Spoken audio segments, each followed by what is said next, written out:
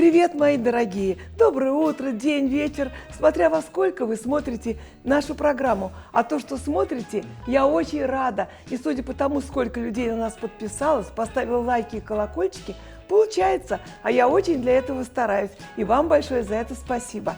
Сегодня мы будем делать обычно то, что мы делаем обычно. Готовить еду на каждый день, без особенных материальных затрат. Такую еду, которая всем по карману и по таланту. Это же у нас такой девиз. Но не могу не сказать еще раз, что многие отмечают, что я особенно хорошо умею делать две вещи – писать стихи и готовить. Ну, тогда я начну с того, за что меня хвалят, а именно со стихов. Ко мне на улице очень часто подходят женщины и рассказывают свои женские истории, так как цель нашей кулинарной программы – это чтобы нас любили наши мужчины. Я буду рассказывать эти женские истории, которые, может быть, станут историями вашей жизни, будут хорошо, счастливо заканчиваться, а кому-то помогут наладить семейные отношения. Ты полюбил другую женщину. Какие горькие дела, что в нашей жизни будет трещина. Я совершенно не ждала, и мне не верится, не плачется, я даже злиться не могу. За что относится захватчица ко мне, как будто бы к врагу? Ведь я звоню совсем не часто вам, и не за тем, чтобы отбить. Я даже рада, что вы счастливы. Мне просто трудно разлюбить. Как в нашей жизни все намешано. И справедливо не всегда. Ты полюбил другую женщину, а мне от этого беда. Помогут годы или месяцы, а может, я надеюсь зря. Да он вернется, перебесится. Мне все подруги говорят: прости мне, небо, душу грешную. Видал я в коротком сне, что, разлюбив другую женщину, ты возвращаешься ко мне. А может быть, этому возврату как раз и помог вкуснейший борщ. Ушел он к другой женщине, заскучал о борще и пришел к той, которую пролюбил столько лет. Начинаем готовить наш борщ.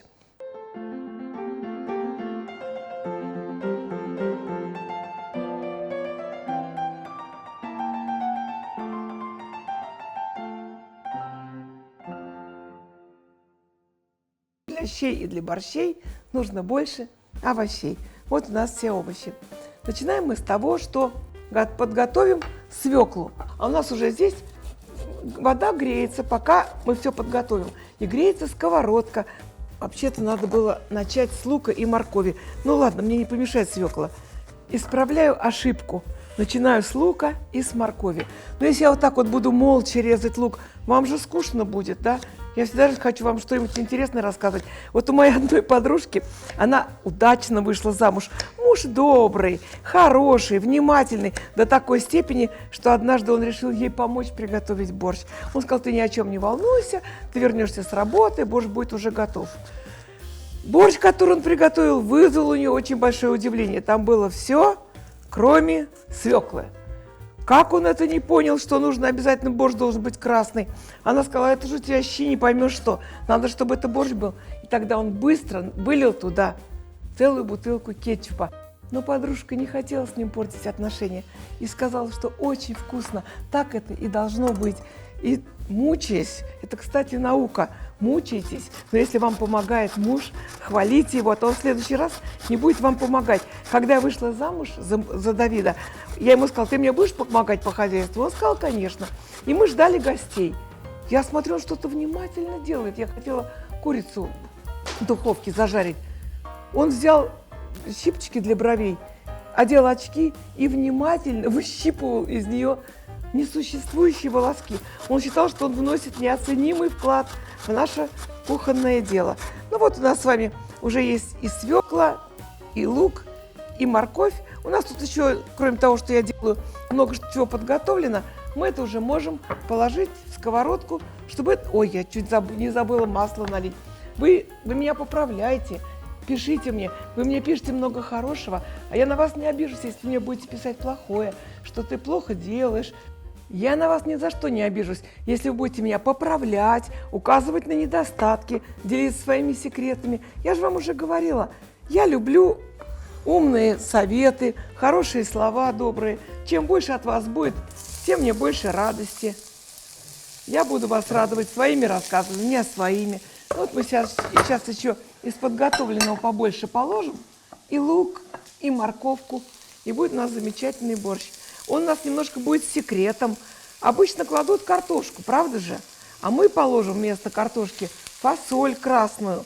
Тут фасоль, чтобы она долго же варится, ее нужно с вечера замочить. Но это, знаете, для очень хороших хозяек. Сейчас же есть все в магазине. Я покупаю красную фасоль прямо в банках. Если у вас чего-то нет из этих ингредиентов, вы совершенно не огорчайтесь. Просто если там будет лежать перец, потом помидор, борщ будет еще вкуснее.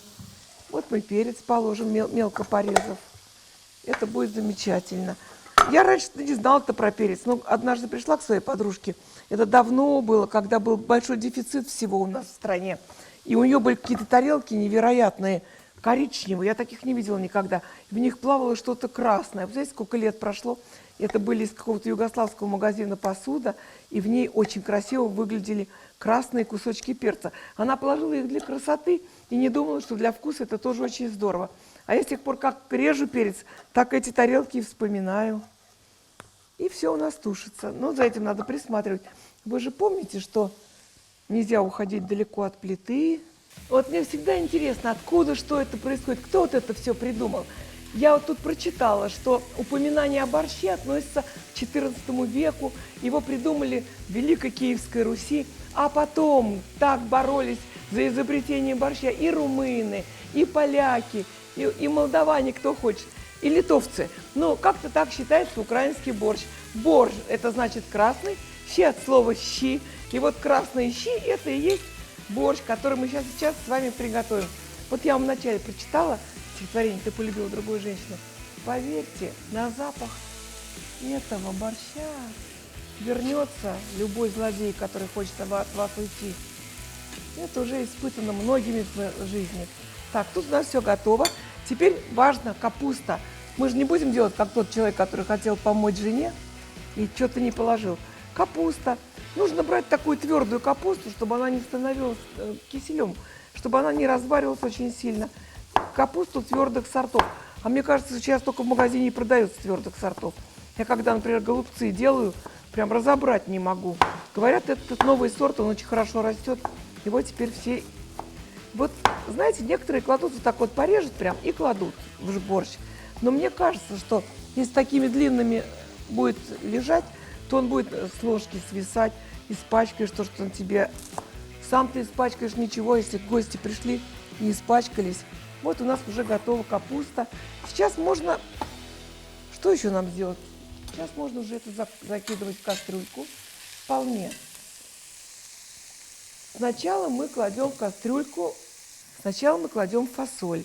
Вот, как я вам сказала, красную фасоль. Если вы не любите фасоль или больше любите картошку, конечно, можете. Но попробуйте один раз фасоль, а потом будете меня добрым словом вспоминать.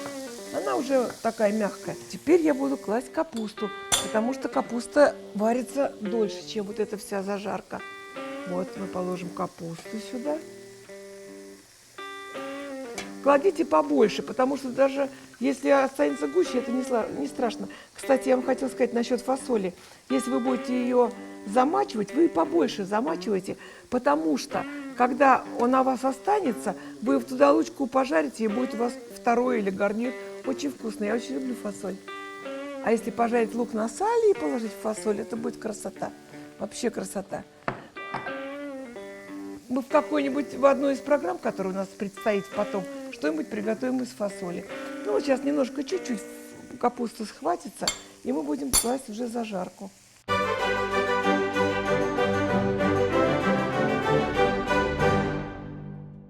Все, капуста схватилась.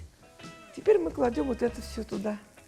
Я бы перевернула сковородку, но она очень чугунная, тяжелая, поэтому я ложкой кладу. Можно и перевернуть. А вы взяли да перевернули, а потом водички налили немножко и туда. Сейчас мы еще туда, знаете, что положим?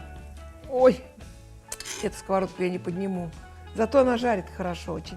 И мы сейчас туда еще порежем помидор, который тоже не повредит. А потом, когда мы уже выключим суп, он будет готов, наш борщ, мы насыпем туда зелень.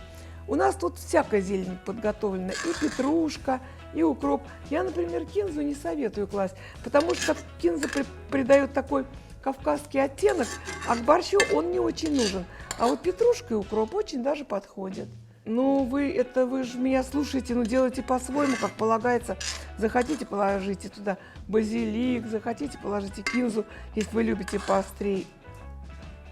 Ой, не подниму. Спасибо большое. Ко мне пришли на помощь. Вот скажите, вас сюда что привело? Вот этот чудесный запах? Аромат и запах бомбический. А не стихи? И стихи. Ну вот, видите, как все хорошо. Кулинарная стихия. Вот, у нас же кулинарно-стихийная, стихийно-кулинарная программа. Поэтому у нас стихийные, замечательные волшебники, помощники вдруг появляются и делают так, что у нас все. Спасибо. Еще? Правильно. Знаете, это почему надо все сюда положить? Потому что если вы поставите потом в раковину и будете смывать, то у вас раковина забьется, и нужно вызывать сантехника. Поэтому лучше все. Во-первых, в целях экономии, а во-вторых, чтобы потом все. Некоторые кладут в борщ лавровый лист. Я не кладу. Но вы заметили, что у нас борщ-то... Сейчас я теперь его посолю как следует. У нас борщ без мяса. Ну, во-первых, некоторые постятся, некоторые не любят мясные бульоны. Я вот, как раньше, был такой рецепт борщ московский с сосисками. Я часто складу потом сосиски в борщ, тоже очень вкусно. И еще я люблю очень, и вам настоятельно рекомендую, класть в борщ чернослив. Это так замечательно. Во-первых, вкуснее становится. Во-вторых, сам чернослив, когда он вам попадает в тарелочку, он какой-то необыкновенный. Даже кто не знает, что там чернослив, все-таки это не очень такое распространенное дело. Говорят, а это что такое? А тут обманываете, говорите, что хотите. А потом скажете, да это чернослив был. Ну вот на такую кастрюлечку штук 7-8 я кладу. Все. Чеснок. Вот кладут в борщ чеснок многие. Я не очень люблю чеснок в борщ. Давайте положим, чтобы кто любит, не сказал потом, а она чеснок не положила. Мы сейчас его раздавим. Я видела, как некоторые так хрясь, но у меня так не очень получается. Поучусь к следующему разу так делать. Мы сейчас обычно чеснокодавкой его раздавим. О, хорошая какая, все давится. И положим в борщ. Некоторые любят с чесноком. Некоторые даже в куриный бульон кладут чеснок. Я это вообще не понимаю. Но у меня есть дома курица. Нет, курица с чесноком хорошо, если это сациви, например, но не в куриный бульон. А у меня дома со мной живет замечательный человек, помощница моя. Она видит, что я отвернулась раз и во все кладет чеснок. Я говорю, зачем ты это делаешь? Она говорит, для здоровья. Ну, для здоровья, так для здоровья. И мы положим. Борщет он точно не помешает. Вот все. Ну что, много я ошибок совершил, пока готовила борщ. Как вы думаете? Судя по вкусу, ни одной. Может, я что не доложила, как вам кажется? Жду ваших писем. Слушайте, он так что-то много соли. У нас соль каменная, и он ее хочет очень много. Борщ. Но каменную соль, говорят, это только продвинутые хозяйки. Я вообще-то солю дома. Но так как я тут вроде как продвинутая, хватит. Нет, совсем нет соли. К ней надо привыкнуть. К ней надо привыкнуть, к каменной соли. Я, например, не очень. А еще мы главное дело не сделали. Я с вами заговорилась. Борщ должен быть кисло-сладким. Сахар-то я сейчас положу. А чтобы цвет сохранился таким замечательным, и борщ был уж совсем вкусным, я положу туда лимон, выжму лимон. Я люблю вообще класть лимонную кислоту. Но для здоровья, говорят, лимон лучше. У нас же нет такой сверхзадачи, что мы для здоровья, поэтому можно лимонную кислоту. Даже некоторые люди уксус кладут. Вот уксус я тоже не очень люблю. А лимон обязательно нужен или кислота, чтобы борщ свой цвет. Вот так я его сейчас его выжму сюда. И сразу цвет становится такой красоты. Его даже нету просто в палитре. Это если бы я, например, могла, я бы внедрила еще в радугу, красно-оранжевый, желто-зеленый, голубой, синий, фиолетовый, еще бы борщевой цвет борща, необыкновенного свекольного борща. А даже можно вот так вот лимон просто порезать, положить туда эти кусочки. Он вкус не испортит, а цвет будет только лучше. Вот мне интересно, вы сейчас вот через сколько времени пойдете борщ варить? Или у вас уже есть на сегодня обед? Но завтра обязательно. Я бы на вашем месте уже бы побежала варить борщ. Если вы съедите то, что у вас уже есть, завтра сварите борщ. Вы помните все, да? Обязательно чернослив, свекла, фасоль. Это специальный такой борщ. Ларчик.ру. Я не могу говорить, потому что это очень вкусно. Мы сейчас все вместе, все теперь положим зелень и начнем его есть.